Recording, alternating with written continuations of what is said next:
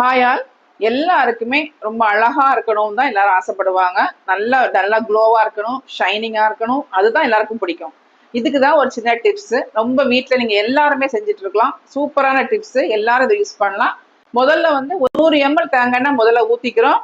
அதுக்கப்புறம் 30 ml olive எண்ணெய் ஊத்துறோம். 20 ml பாதாம் ஆயில் ஊத்துறோம். 1 கப் பீட்ரூட், 1 கப் கேரட் எடுத்துலாம்.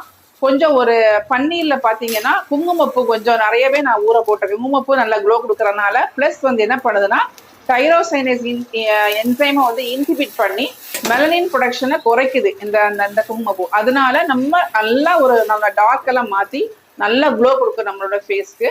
அதனால இந்த குங்குமப்பூ நிறைய சேர்த்திருக்கேன்.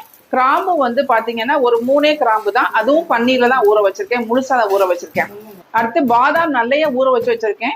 பாதாம் பாத்தீங்கன்னா அது வந்து ஆன்டி ஏஜிங் பவர் ஹவுஸ்ன்னு சொல்லுவோம். அந்த அளவுக்கு நல்லா இருக்கு. பாதாம் எப்படி போடணும்னா ஊற வச்ச பாதாம ஒரு சின்ன கல்வத்துல போட்டு நல்லா நச்சிட்டு அப்படியே அந்த பேஸ்ட் அதுல வந்து கொஞ்சம் அப்படியே போட்டு விட்டுறணும். கொதிக்கும் போது பாத்தீங்கன்னா முதல்ல கலர் வந்து சேஞ்ச் ஆகாது. நல்ல வெந்தப்புறம் கலர் வந்து நல்ல அழகா வந்து மைல்டு எல்லோ கலர் ஆக ஆரம்பிக்கும். அந்த கருகிறதுக்கு முன்னால நம்ம இறக்கு முன்னால கொஞ்சம் மஞ்சிஸ்டா படி ஒரு டீஸ்பூன் போட்டீங்க அப்படின்னா நமக்கு வந்து இன்னும் வந்து நமக்கு அந்த க்ளோவை வந்து எடுத்து கொடுக்கும்.